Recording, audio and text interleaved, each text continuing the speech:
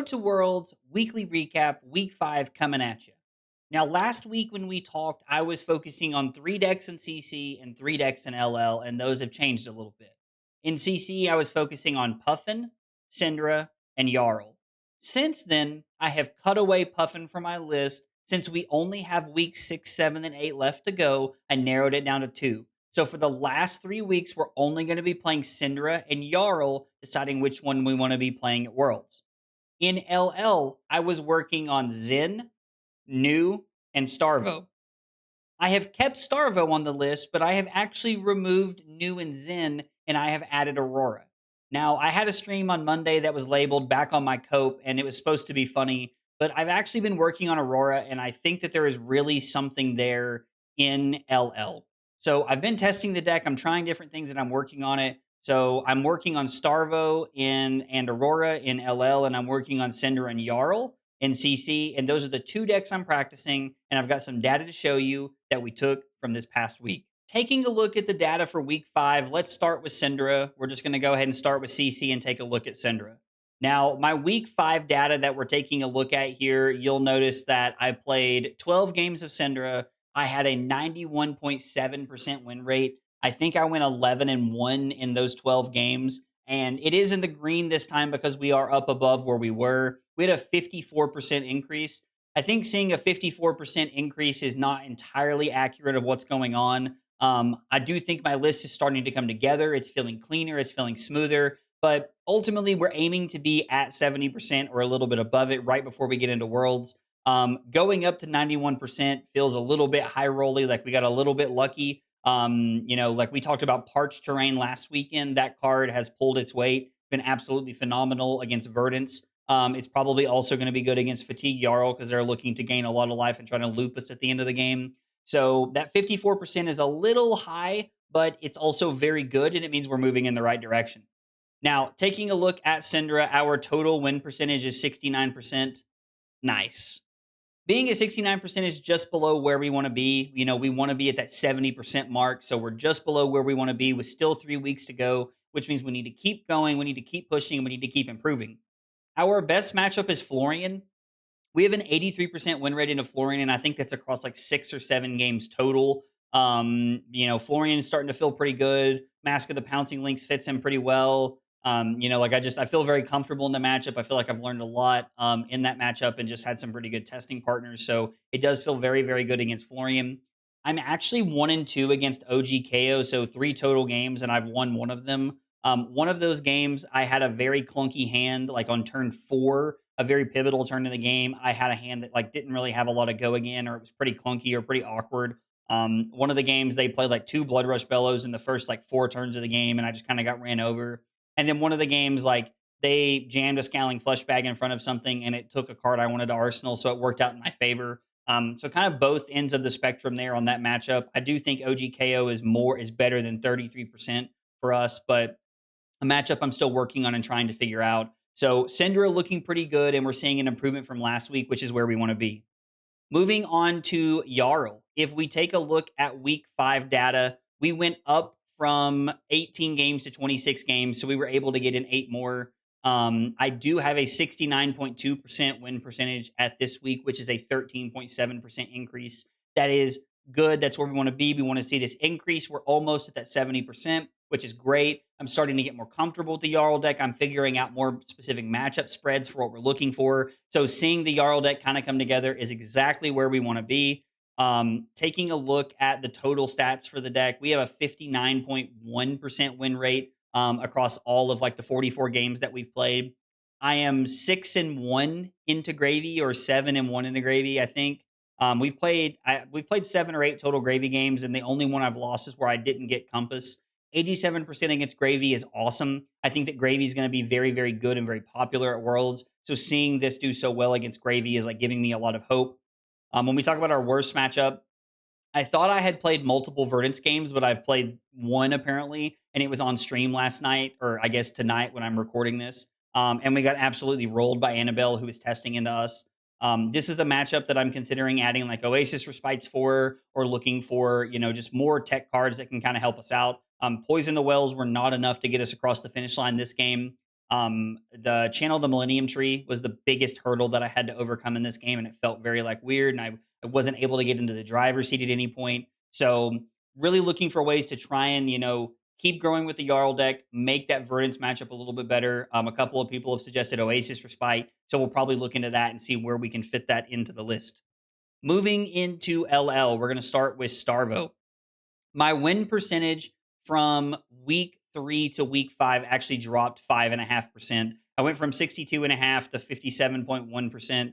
We played 8 games in week 3, and we played 7 games this week. I spent most of my LL time focusing on Aurora this week instead of Starvo, but I did get some good reps in testing against like Icelander, Lexi, different parts of the field, played a few games in a chain. So starting to like get comfortable and seeing where we need room to improve with the Starvo deck. 57%, not quite where we want to be. We want to be at that 70% mark. But still, 57% is like, okay, with 3 weeks to go, we can definitely prime Starvo and make it a little bit better. Our total numbers for our Starvo, we have 62.5% as our total. It actually looks like I didn't update this number. I think that was just the number from last time I played this with the rest of the games, but that's okay. So it's going to be somewhere between that 57 and 62% number in there. But I am 100% into Icelander. 2 games into Icelander so far, and 100%, which is feeling really, really good. Icelander feels like it's a pretty slam dunk of a matchup. You Starvo activation a couple of times with things that have disruption, and you're in a pretty good spot. One of the 2 games that I played, I was able to double fuse Oakenold on like turn 4, and it was like all the tempo in the world that I needed. It felt really, really good. Channel Lake Frigid's not super backbreaking against you. You're just playing AB3, trying to stay alive and fusing when you can to try and push damage. And then my worst matchup actually felt like Chain. I am 1-2 into Chain, I think is like in the 3 total games I've played against Chain, 33%. It kind of feels like it's hard to stay alive. Like I'm fighting for my life most of the game. I am, just struggling to keep my keep my head above water, which is, tough to do sometimes against a deck that is as powerful as Chain. So I don't know. I'm curious to see where LL ends up. We have a BNR coming in a couple of weeks. Chain feels very, very powerful, even with 3 Warmongers Diplomacy being in the format. So I don't know. We'll see what happens.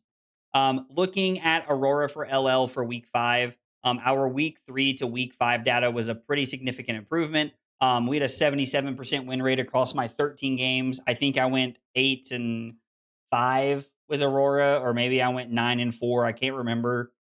But we had a 23% increase, which is good. We are above the 70% mark. After reworking the deck and continuing to work on it, I feel like things are starting to come together. Aurora's starting to feel cleaner. We have better matchup spread into certain things, so I really like the way it feels.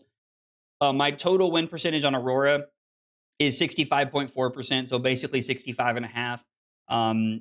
Against Viserai, which is a very popular matchup. I think Viserai just won Battle Hardened Houston. I am 3-4 into that matchup. I've only lost once so far. Warmongers Diplomacy and Vaporize and Shock are putting in a lot of work in these matchups. So Viserai feeling pretty good.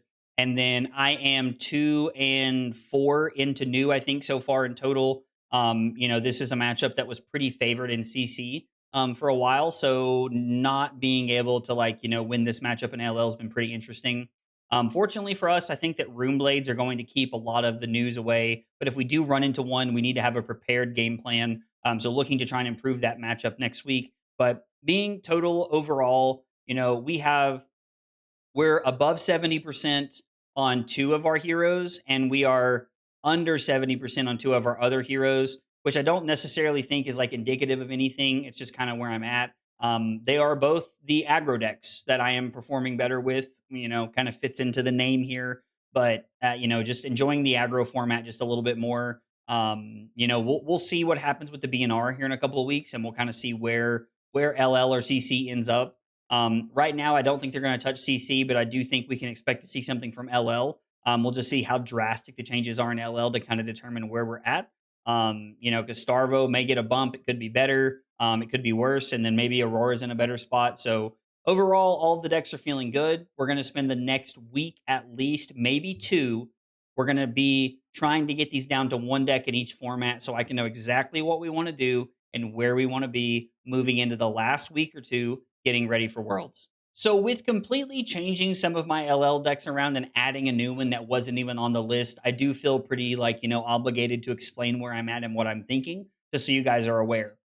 First off, let's talk about Jarl and CC. I mentioned that Verdance is feeling really, really bad. I've gotten Oasis Respite as a suggestion from a couple of people now. So I'm going to look at maybe cutting Amulet of Echoes and maybe playing like two Roiling Fissures instead of three and trying to fit in Oasis Respite in the sideboard. The other option we have is to add in Arcanite Skullcap so that when we are behind on life, we have the ability to have AB6 instead of AB3, giving us the ability to just block more to stop Channel the Millennium Tree. So Skullcap or Oasis Respite could be the answer that we are looking for in Jarl to help us with the Verdance matchup. Some more testing will tell us some more for sure this week. And then when we talk about LL, I'm going to talk about Aurora. So there are three cards that are standing out to me in Aurora that I really, really want to talk about and why I think they help a lot. The first one is Vaporize and Shock. Vaporize and Shock is very, very good into all the Rune Blades. If you draw it with an Arc Lightning, you're able to clear the board. You can get Malefic Incantations. You can get Rune Chant, Soul Shackles, Embodiment of Earth, Embodiment of Lightning. Like you can get Channel Lightning Valleys, like in like against like the Mirror or other matchups. You have the ability to get a lot of things with Vaporize and Shock off the board. And so I think this card is very, very impactful. And it's a really big reason to be playing Aurora right now because it's like a nice little counter to it. The other one of the other cards I want to talk about is Warmonger's Diplomacy. This card doesn't need much explanation. Aurora is one of the only Rune Blades that can play Warmonger's Diplomacy consistently. Being able to play like one copy of Vaporize and Shock and one copy of Warmonger's Diplomacy against other Rune Blades puts you in the driver's seat and gives you a pretty good spot for where we're going to be at. So I really like that Aurora has the ability to do that. And then the last one I want to talk about is Zap Clappers. So Zap Clappers is a 2-block arm piece like lightning equipment that Aurora can play. And when it defends, you may reveal an instant card and deal 1 arcane damage to the attacking hero. A lot of other aggro decks are either playing AB1 or they're not playing AB at all. Well, if they're playing AB1, a lot of extra decks don't have resources sitting around, so they're not looking to be able to AB1 often on defense. But if they have 0 AB, you're able to have Channel Lightning Valley in play, block with Zap Clappers, and then you get that Sigil of Suffering effect. So you're not waiting on a Sigil of Suffering in your arsenal to be able to draw off Channel Lightning Valley. You're able to set that up when you need it. One of my games earlier today was against a Zin, where having the Zap Clappers actually allowed me to put them down to exactly 1. And then I drew a Sigil of Suffering off the top with them having no AB. I was able to kill them. So I think that these 3 tools added to the Aurora deck line her up well and actually put her in a pretty good spot in LL. Guys, let me know in the comments down below what you think about my 2 deck choices that I've picked. Do you think I'm crazy? Or maybe do you think I'm onto something? As always, if you enjoyed the video, be sure to like and subscribe for more content. Thanks for watching. I'll see you next time. Take it easy, guys.